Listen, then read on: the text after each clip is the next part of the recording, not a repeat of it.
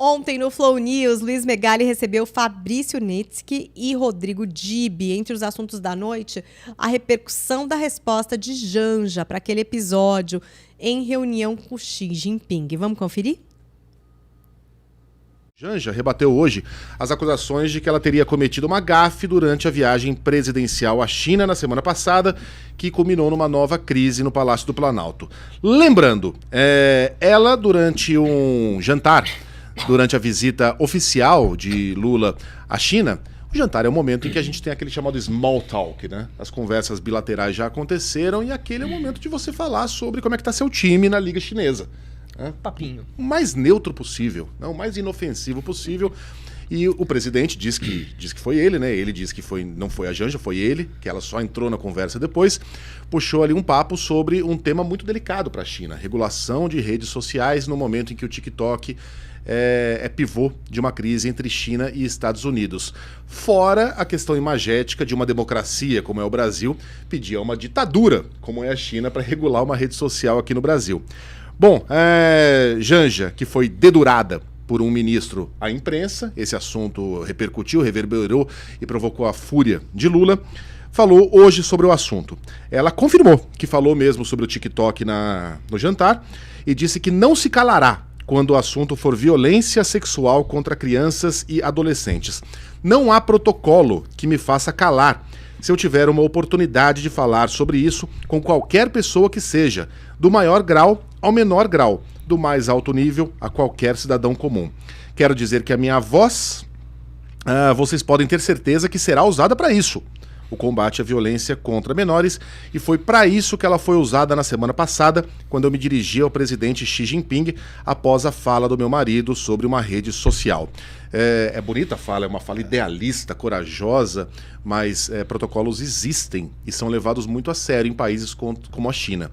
Se a Janja diz que não há protocolos que assegurem, eu acho que ela deveria repensar essa ideia, porque não é muito inteligente você passar por cima desses protocolos, especialmente num encontro como esses. E é isso, né? Ninguém tá tirando aqui o aspecto se a fala tem um poder. A fala é corretíssima, mas a preocupação é correta. Fórum correto, não é o jeito correto, não segue o protocolo e não vai ter efetividade nenhuma.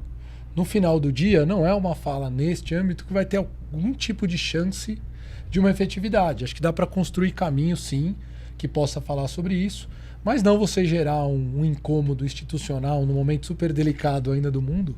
Não tem como ter um discurso que a fala não se calará. Não é sobre calar a fala, é sobre saber o ambiente que você usa a sua fala, ainda mais para conseguir um resultado objetivo, né? Realmente não. O argumento eu acho que ele é bom, mas a forma do argumento é ruim, ela é mal feita.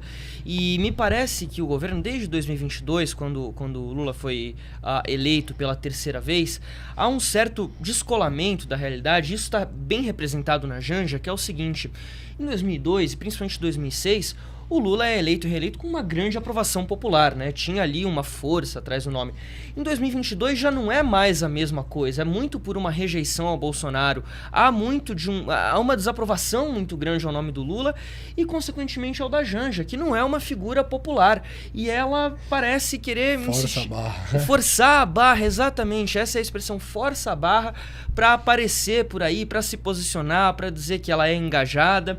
Só que isso já estamos no terceiro ano do governo e até agora não foi bem aceito por ninguém e vai continuar sem ser bem aceito. Não sei qual que é o objetivo dela com isso tudo, se ela tem alguma aspiração política, algo do tipo, mas certamente ela não é uma figura popular e não vai conseguir reverter. E de prático a gente não vê o envolvimento em algum projeto importante do que só falas que só tumultuam, né? Pois é, acho que a população esperava ou gostaria nesse momento talvez de uma primeira-dama mais, não sei, talvez se a expressão correta seja essa, mais decorativa, né? Mais discreta, como foi, por exemplo, a Dona Marisa.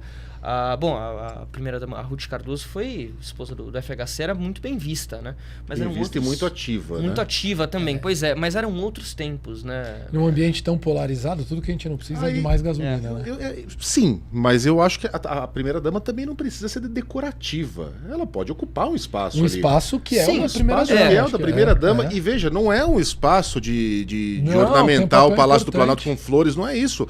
Há projetos importantes, né, que Sim, pedem a sociais, participação, claro. projetos sociais que pedem a participação de uma primeira-dama, mas há que se conhecer ali os limites dessa A própria atuação. pauta- Ela pode ser indicada para o ministério. E a própria pauta trazida, ela tem fóruns que Muitíssimo. podem ser debatidos, mas nos fóruns corretos, né? Olha, e aí tem a questão do machismo, né? Eu não vejo machismo numa crítica política a uma pessoa, seja uma mulher ou um homem, mas essa carta é jogada o tempo todo.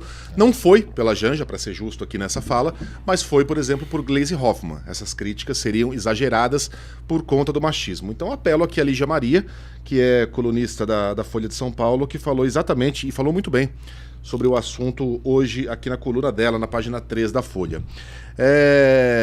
Janja respondeu acusando misoginia, inclusive por parte da imprensa, não só ela.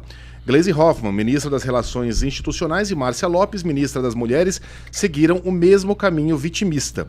É vexatório que mulheres em posição de poder manipulem o feminismo desta forma só para fugir de uma crítica que se faz necessária.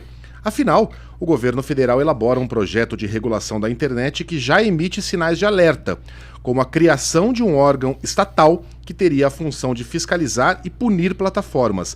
Não à toa, Lula foi pedir ajuda ao chefe de uma ditadura.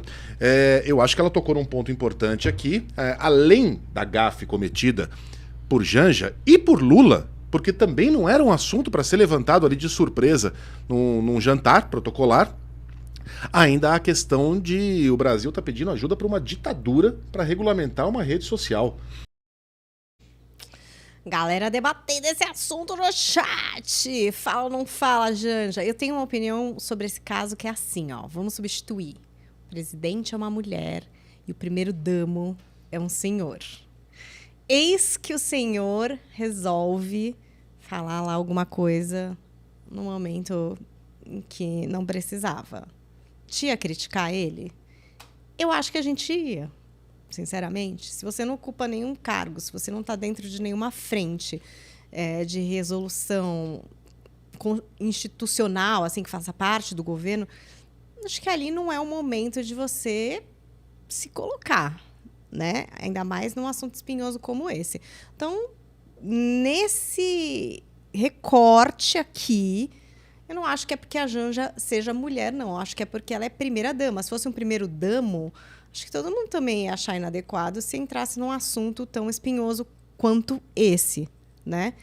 Isso não quer dizer que ela não possa falar e ela possa realizar muitas coisas. Eu não gostaria mais de nenhuma primeira-dama decorativa. Acho que elas podem, sim, exercer o que está dentro do que é o cargo dela ali de primeira-dama. Tem coisas, né, que fazem parte, tem coisas que não fazem parte. Acho que é só isso que a gente tem que pensar, sempre substituindo. Se for um homem ou se fosse uma mulher, você seria igual. Pensa, se fosse um primeiro-damo que falasse lá qualquer coisa, também não ia pegar bem, né? Tipo, senhor, por que estás a falar? Já que, né, não está aqui exatamente para resolver nada nesse sentido. Então, é isso. Essa é a minha análise. Olha lá. Marcelo Ponzo, Michelle Obama é uma postura que deveria ser um padrão para todos. Dulce Candy, não acho que a primeira-dama deve ser decorativa, mas é importante ter noção de suas falas e ações. Leonardo Testa, nunca, se fosse um homem qualquer, ia dar uma medalha para o cara. Será? Sei. Eu quero acreditar que não. Que se fosse um primeiro-damo, todo mundo ia achar esquisito. Entendo a postura. Bom, enfim, vocês amam, né? Uma polemiquinha. Eu amo. Ida Lima, o Brasil está acostumado com primeira-dama submissa. Eu não acho que é submissão, gente. Eu não acho que tem que ser submissa. Mas eu acho que tem que ser adequado. Tem que entender qual é o seu papel institucional ali. Você, né, não está ali como esposa, não é um jantar de confraternização, né? São duas nações ali, você está representando muitas coisas. Então, nesse sentido, amaria entender que se o primeiro-damo também falasse lá qualquer coisa que ele quisesse, não fosse pegar tão bem e todo mundo iria criticar na mesma medida que criticam a Janja. Mas vejam, sou um pouco poliana. né? Vocês sabem que eu gosto de acreditar no melhor da humanidade.